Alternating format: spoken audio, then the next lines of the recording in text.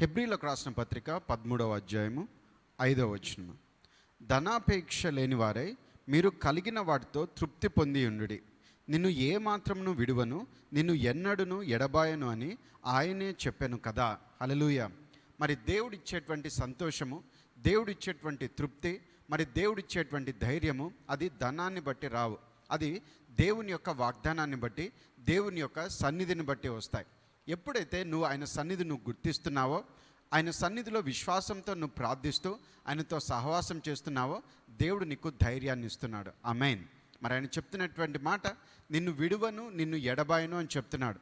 మరి డబ్బు ఉన్నప్పుడు, పరపతి ఉన్నప్పుడు అందరూ నీ చుట్టూ ఉండొచ్చేమో, కానీ దేవుడు చెప్తున్నాడు, పరిస్థితి ఎలా ఉన్నా, ఎవరు నీకు సహాయం చేసేవారు ఉన్నా లేకపోయినా ఆయన మాత్రం నిన్ను విడిచిపెట్టాడు. అలాంటి దేవుని సన్నిధిని నీ జీవితంలో నువ్వు చూచుదువుగాక.